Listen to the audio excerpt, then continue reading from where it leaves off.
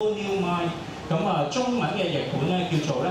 未來在等嘅人才，即係我自己覺得咧就究竟將來嘅無論話社會領袖又好，一啲嘅成功嘅人才係需要咩具備嘅條件咧？咁我覺得可以作為一個引子喺度咧，同大家分享一下啦。本書咧就話唔單止講人啊，仲講埋成功嘅產品，一啲成功嘅產業一啲成功嘅企業，究竟係點要具備啲乜嘢嘅條件咧？咁有6樣嘅，大家嘗試即係諗下，會唔會而家已經有啦？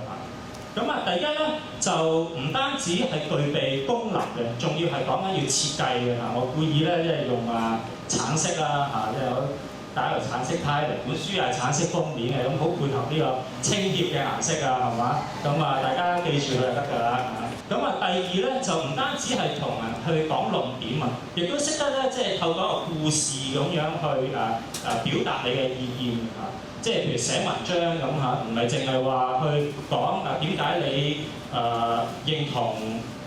即係財爺要派錢咁樣，仲要即係有個故事去感染人嘅第三咧，唔單止講某1、2個專業係要講緊咧唔同專業之間嗰個嘅整合嘅融合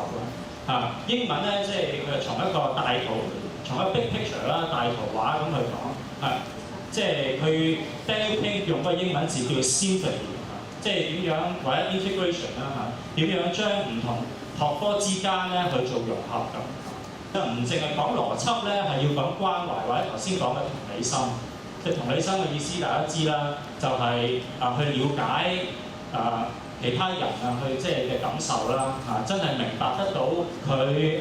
心入邊究竟係諗緊啲咩咧，或者設身處地咁去睇一個問題。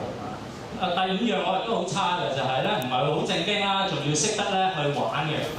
即係要去社交上邊唔係淨係講應酬啦，或者係去純粹係放開自己咁去玩第6樣咧就唔係淨係顧賺錢啦，唔係話錢唔重要但係唔係只係要諗揾錢啦，亦都要係諗嗰個人生嘅意義咯。如果唔係咧，實在你去到遇到一啲挫敗嘅時候咧，會覺得人生嘅目標好模糊嘅，好迷惘嘅唔知道你每一日嘅努力或者繼續嘅去埋頭苦幹做嘢個目標喺邊度其實好簡單咁去講啦即係究竟讀書係為咗咩咧或者你譬如入完大學之後，另一個目標再長遠啲嘅人生目標、人生嘅意義係啲咩咧？呢一樣嘢咧，我覺得係唔會話早去諗到我都鼓勵咧，即係作為中學生，即係大家都要思考一下，你即係人生最想去目標最終究竟你想去做啲咩咧？咁呢一樣嘢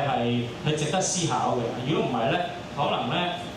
面對一挫敗嘅時候，你會好迷惘